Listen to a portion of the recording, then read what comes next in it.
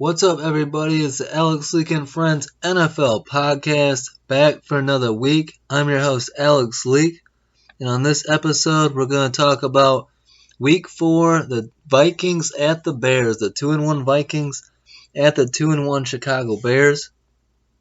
Big game with a lot of meaning in the division. Bears, started out with a loss at home to the Packers this season, so must win really for the Bears. They need to get this win. You don't want to start 0-2 at home in the division. So a big game. Vikings trying to revenge last year's beating they took from the Bears, getting swept and missing out on the playoffs at the hands of the Bears. And going into this game, the Bears were already down defensive tackle Akeem Hicks with a knee. And just before kickoff, linebacker Roquan Smith was ruled out for personal reasons. So a big blow to the Bears defense starting this game off. And the blows wouldn't weren't over. On the opening drive, Bears quarterback Mitch Trubisky gets sacked and injures his shoulder. Sack fumble, injures his shoulder. Would have to leave the game, would go back to the locker room.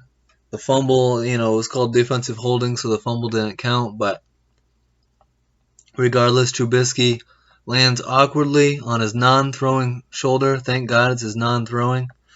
Luckily, he misses major injury, but is expected to miss some time. Does not return in this game, so Chase Daniel would take over. And Trubisky expected to miss next week against the Raiders in London. And then it'll be the Bears' bye, and the hope is that Mitch Trubisky can return Week 7 against the Saints after the bye. So in reality, he would only miss 2 games, really. He would miss most of this one, and then the game against the Raiders next week. But regardless, Chase Daniel steps in. The Bears' solid backup who went 1-1 last year as a starter. Steps in and leads the Bears down the field for an opening drive touchdown, a 10-yard pass to running back Tariq Cohen. The Bears take a 7-0 lead. Impressive opening drive for Chase Daniel. Good start for Chicago. Then the Vikings get the ball, and Bears corner Prince Amukamara forces Stephon Diggs to fumble the ball, and it would be recovered by safety HaHa Clinton Dix. But unfortunately, the officials blow the play dead. They thought they ruled it incomplete on the field. I hate it when they do that. Let it happen, let the play finish, and then let's go back and review it. Because Clinton Dix had some open field in front of him. Who knows how far he could have gone, but he had a pick 6 last week. So, I would have liked to see Clinton Dix get an opportunity there to return it, see what can happen. Instead, they blow it dead, and we get the ball at the spot of the recovery. I hate that kind of officiating. I thought the refs had figured it out. They let it go against Detroit on that fumble at the goal line. They don't do it here. And we got to get the memo out throughout the league to these officials to, hey, let the play happen, and then we'll go to review. Let's stop ruining great plays. The fans love these kind of plays. Let's stop taking them away from them.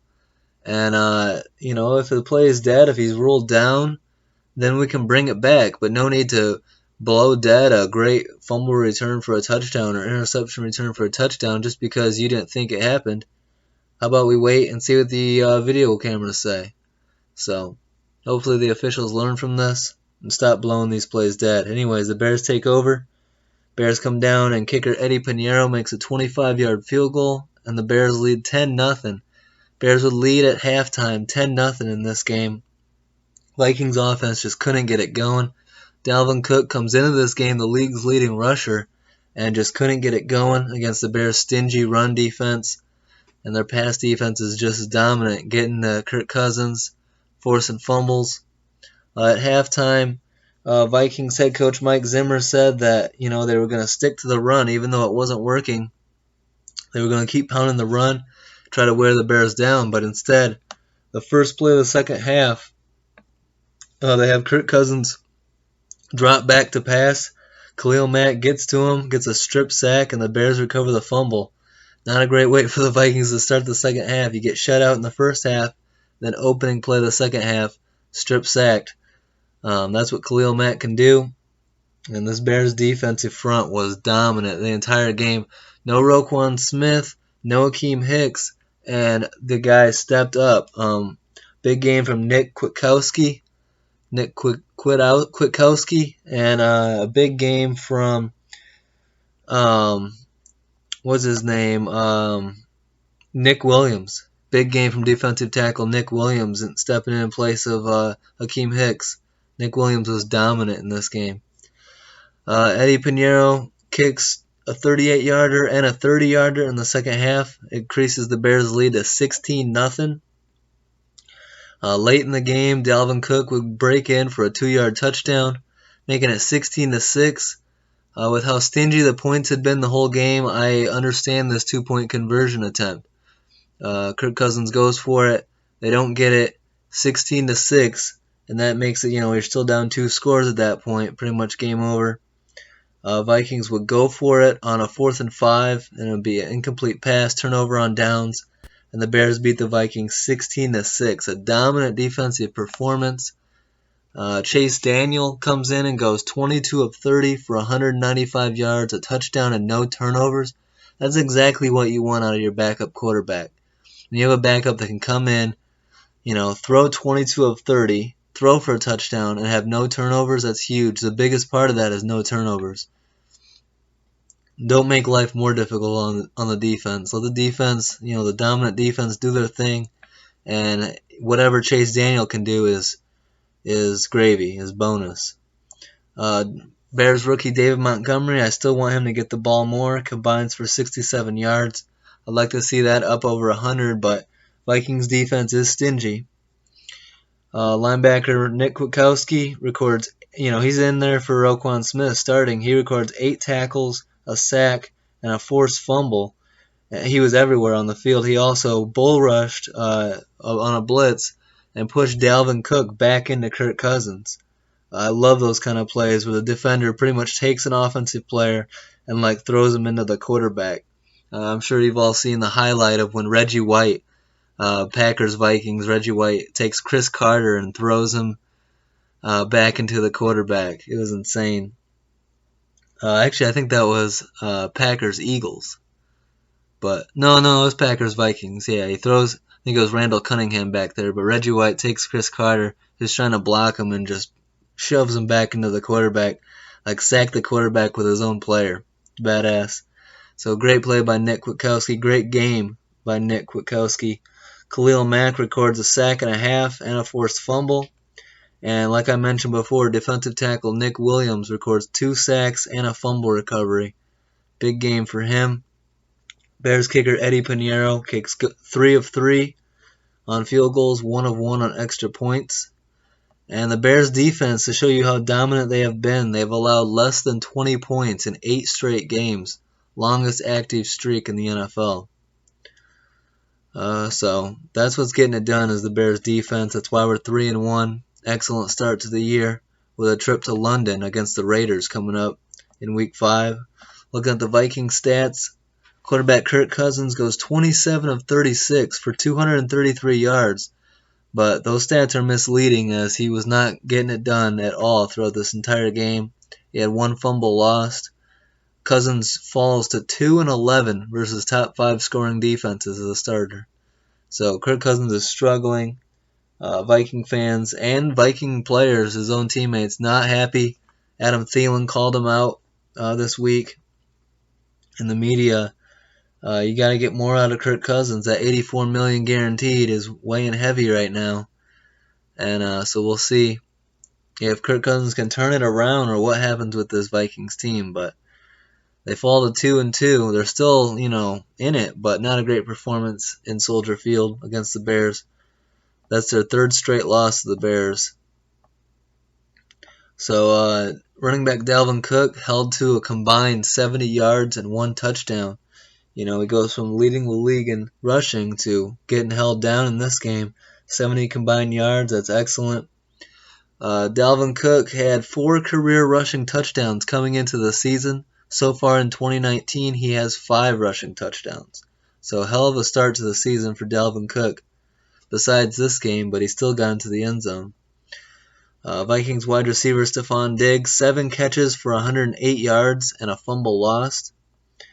And then Vikings wide receiver Adam Thielen has been held to less than 70 yards receiving in each of his 11 career games against the Bears, and only 1 receiving touchdown in 11 games. So the Bears defense has Adam Thielen's number. So let's look at injuries here. Bears Mitch Trubisky, shoulder, biggest injury coming out of this game. Luckily, it looks like we dodged a bullet, and he should be back week 7, so he'll miss 1 start.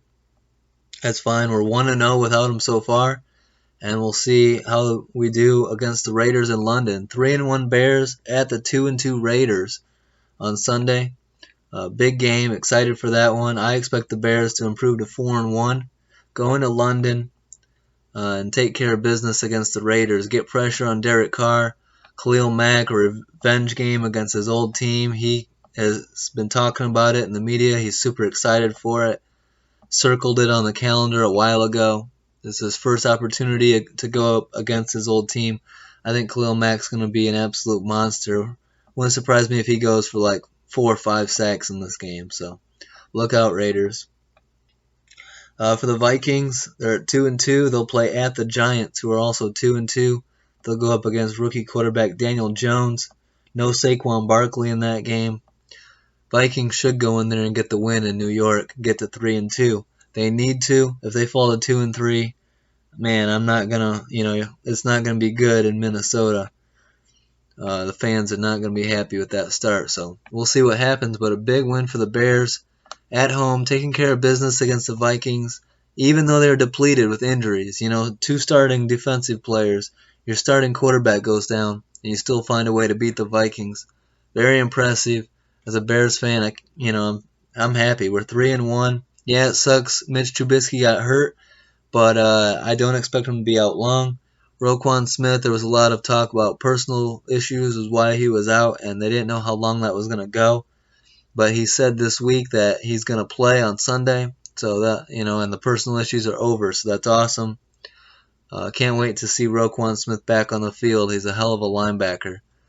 So that'll do it for this episode. Hope you guys enjoyed it.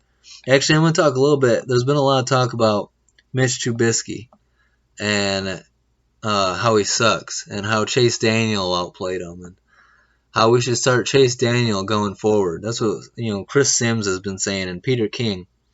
Man, get the hell out of here. They don't know this team. They don't know Mitch. They haven't been in the building. Mitch Trubisky has done a lot of good in his starts. 13-4 as a starter under head coach Matt Nagy. Let's not turn on Trubisky. Dude's a hell of a quarterback, and I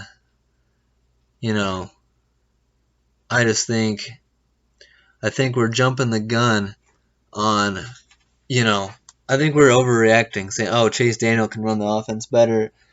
You started the year going up against 2 solid defenses in Green Bay and in Denver, and Trubisky still got the job done at the end of the game against the Broncos. I think a lot of it had to do with Coach Nagy being rusty in the play calling department, and that's why you start to saw him pick his game up against the Redskins. He throws 3 touchdowns, 80% completion percentage. Not a great Redskins team, but you see the progress. You see him getting better. I think Trubisky would have had a great game in this one, but he got hurt. So everyone's piling on and saying, oh, now Chase Daniel is a better quarterback because he got to win. Yeah, if you guys saw Chase Daniel last year against the Giants, you wouldn't be saying that. So we'll see. Hopefully Daniel can be 2-0, and we can get Trubisky back, and he can get back to tearing it up and playing well. So hope you guys enjoyed it. Don't forget to like, subscribe, and leave a comment, and we'll keep the episodes coming out. Thanks, guys. Peace out.